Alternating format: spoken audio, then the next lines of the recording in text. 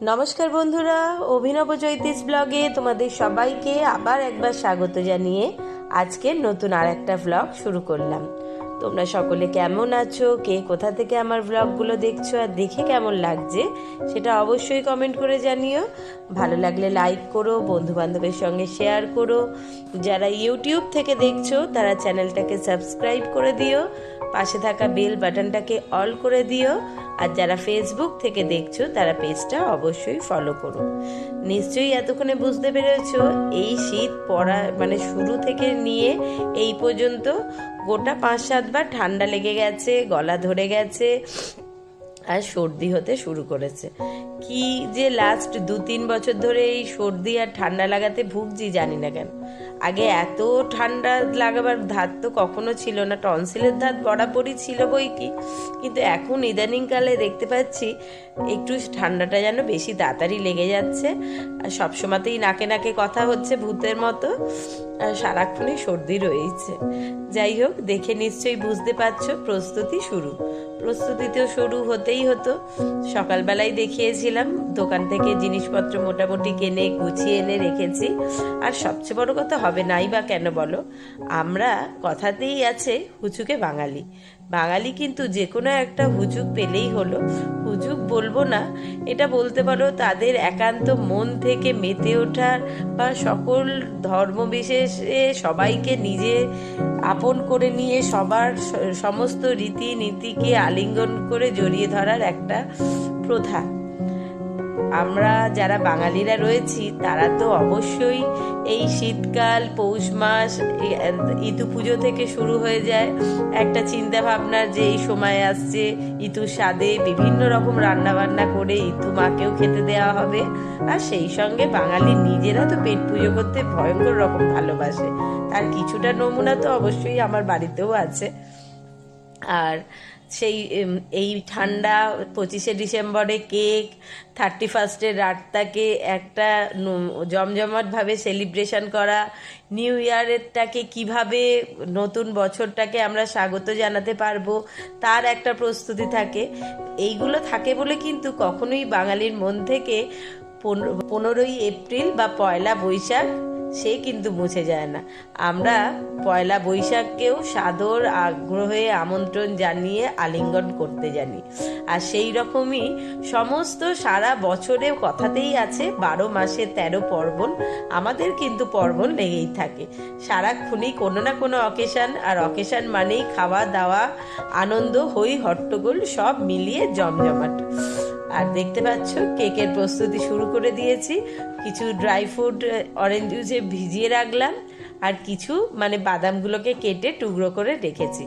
আর এখন পরিমাণ মতো নিয়ে নিলাম একদম নর্মাল টেম্পারেচারে রাখা 1 কাপ দুধ, আর কিছুটা চিনি গুঁড়ো করে রেখেছিলাম মিক্সিতে, সেটা মিশিয়ে নিয়েছি। পরিমাণ মতো আজকে তেল দিয়েই করছি, আজকের কেকটাতে বাটার দিইনি। যদিও বাটার দিলে আমার মনে হয় টেস্টটা আরও বেশি হয়, কিন্তু কি করব বলো, সকালবেলা গাড়ি চালাতে গিয়ে এত বেশি আনন্দিত হয়ে গেছিলাম, তাড়াহুড়ো করে বাজার করে আসবার সময় সব এনেছি, বাটারটা আনবার কথাই মনে ছিল না। আর ঝাড় খাবার ভয়ে বলিও নি, জানি তোমাদের দাদা শুনলেই বলবে তোমাকে বারবার দোকানে বললাম কি লাগবে বলো, কি লাগবে বলো, তখন বললে না এখন আবার যাবে, তো মনে করলাম তেল দিয়েই করে নি। তো তেল দিয়ে দিয়েছি, ময়দা যেগুলো শুকনো উপকরণ ছিল সেগুলো চেলে রেখে দিয়েছিলাম, ময়দা দিয়ে একদম দেখতে পাচ্ছ মিশ্রণ রেডি। আর অরেঞ্জ জুসে ভেজানো ড্রাই ফ্রুটগুলোও দিয়ে দিলাম। এবার মিশ্রণে ভালোভাবে মিশিয়ে নিচ্ছি, যেগুলো অরেঞ্জ জুসে ভেজানো ছিল সেগুলো দিলাম। আর এখন ওপর থেকে কিছুটা মোরব্বা, কিছুটা কাজু কুচোনো আর কিছুটা আমন্ড বাদাম কুচোনো দিয়ে দিচ্ছি। বাদ বাকিটা থাক, এটা ওপরে গার্নিশিংয়ের জন্য একদম লাস্টে ব্যবহার করব। তাহলে বেশ দেখতে কিন্তু দারুণ ভালো লাগে। কারণ আমি দেখেছি লাস্ট 4 বছর ধরে কেক বানাচ্ছি, আর প্রত্যেক বছরই কেক বানাতে গিয়ে দেখি যতই ব্যাটারে যেভাবেই দেয়া হোক না কেন ড্রাই ফ্রুটগুলো কিন্তু নিচের দিকে নেবে যায়। তো আমি হবার কিছুক্ষণ আগে কিছু ড্রাই ফ্রুট ওপরে ছড়িয়ে দিই। ওদিকে তো মোটামুটি ব্যাটারটা রেডি হয়ে গেছে। এখন যেহেতু রিচ প্লাম কেক বানাবো ভেবেছি, তো ওই জন্য এখন একটু চিনি দিয়ে ক্যারামেল সিরাপ বানিয়ে নিচ্ছি। চিনিটাকে একটু হালকা গরম কড়াতে দিয়ে রেখে দিয়েছিলাম। প্রথমটা নাড়াচাড়া করিনি, আগে দেখলাম বেশ চিনিটা গলতে শুরু করেছে, সুন্দর একটা রং নিচ্ছে, তখন একটু নাড়াচাড়া করছি, না হলে আবার তলায় আটকে যেত। তো এটাকে একদম সিরাপটাকে বানিয়ে ঠান্ডা করে নিয়ে কড়াটাতে নুন দিয়ে প্রিহিট করতে বসাবো। আর এই কেক বানানোটা যেটা বলছিলাম লাস্ট 4 বছর ধরে শুরু করেছি, এটাও একটা রীতির মধ্যেই হয়ে গেছে। 25শে ডিসেম্বর আসবার আগে 24শে ডিসেম্বরটা যেখানে যেমনভাবেই থাকি না কেন, যতই বাইরে থেকে কেক কিনে খাই না কেন, তবে 25শে ডিসেম্বরের দিনটা কিন্তু মাস্ট, কেক যেমন করেই হোক খেতে হবে। আর লাস্ট 4 বছর শুরু হয়েছে বাড়িতে কেক বানিয়ে খাওয়া। তো 24শে ডিসেম্বর যেখানেই থাকি না কেন, কেক একটু না বানাতে পারলে ভালো লাগে না। সেই সঙ্গে তো আমার ঘরে খাদ্যরসিক বাঙালি বাবুরা সব আছেনই।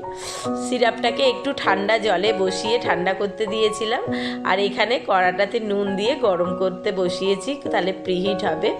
ঠান্ডা হয়ে গেছিল সিরাপটা, ওটা পুরোটা ঢেলে দিলাম, আর এখন আস্তে আস্তে সবটা মিশিয়ে নেবো। একটুখানি দেখতেই পেলে দিয়েছিলাম দারচিনি গুঁড়ো করে, খুব অল্প একটু দারচিনি মিক্সিতে গুঁড়ো করে নিয়ে ওপর থেকে একটু গুঁড়ো ছড়িয়ে দিয়েছি, সেন্টটা ভালো আসবে বলে। আর সেই সঙ্গে তো এসেন্স রয়েছে, ভ্যানিলা এসেন্সও 2 চামচ দিয়ে দিয়েছি। মোটামুটি টেস্ট হওয়া নিয়ে কথা। আর যেটা যেমনভাবে পারি, বাড়িতে বানালে কি দোকান থেকে কেনা কেক খাওয়া তার একটা অন্যরকম, আর নিজে বাড়িতে তৈরি করে খেয়ে আবার অন্যকে খাইয়ে তাদের মুখ থেকে ভালো কথা শুনতে কার না ভালো লাগে বলো। এখন দিয়ে দিচ্ছি বেকিং পাউডার, বেকিং সোডা, আর একটুখানি দেবো ভিনিগার।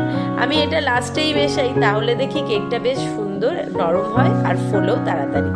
কিন্তু যা অনুপাতে আমি মিশ্রণগুলো মিশিয়েছি, দেখে মনে হচ্ছে পরিমাণটা অত্যাধিকই এবার বেশি হয়ে যাবে। মনে হচ্ছে একটা না 2টো কেক বানাতে হবে। দেখো এতেই বাটি পুরো ভর্তি হয়ে গেছে। কিন্তু সমস্যা যেটা, আমার তো কেক মল্ট একটাই, এবার একটা হওয়ার পর সেটা বার করে আবার আরেকটা বসাতে বসাতে ততক্ষণে কড়াটা আবার ঠান্ডা হয়ে যাবে। দেখা যাক অন্য কিছুতে করে যদি বসাতে পারি ভালো, আর না হলে কোনো উপায় না পেয়ে এইভাবেই করতে হবে। ওদিকে কেক মলটাও রেডি করেই রেখেছি, একটুখানি বাটার পেপার দিয়ে ওপরে অয়েল ব্রাশ করে রেডি করে নিয়েছি। চলো, কড়াও গরম হয়ে গেছে, এবার মিশ্রণটা ঢেলে ঝটপট উনুনে বসিয়ে দিই।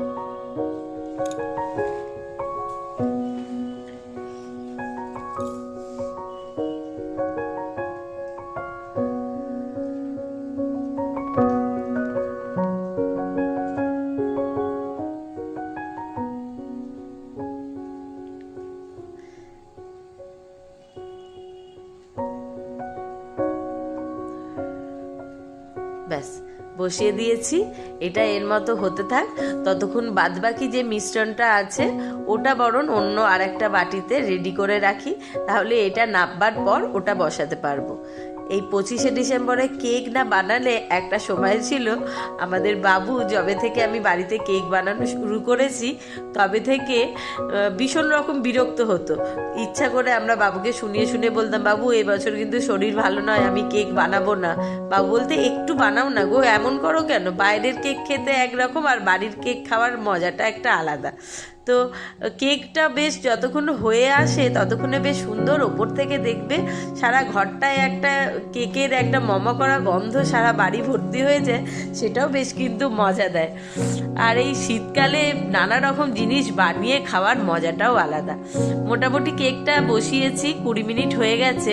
আর তার উপর দেখতেই পেলে বেশ অনেক রকম কালারের এনেছিলাম টুটি ফুটি, সেগুলো দিয়ে দিলাম, একটু দিয়ে দিলাম মোরব্বা আর একটু বাদাম, সব দিয়ে দিয়েছি। আর কেক মোটামুটি হয়ে গেছে, দেখতেই পেলে ছুরিটা একদম পরিষ্কার বেরোলো। ওইটা নামিয়ে নিয়ে এই স্টিলের বাটিটাও রেডি করে রেখেছিলাম, এটাতে আর একটা বসিয়ে দিয়েছি। এটাও বেশ খানিকটা হয়ে এসছে, আর ওপর দিয়ে ড্রাই ফ্রুট ছড়িয়ে দিয়েছি। তাও যা দেখে মনে হচ্ছে এটা হতে হতেও আরও 10-15 মিনিট মতো সময় লাগবে। যেহেতু স্টিলের বাটি, এটাতে টাইমটা একটু বেশি লাগছে। আগের কেকটা হতে কিন্তু পুরো 45 মিনিট মতনই টাইম লেগেছিল।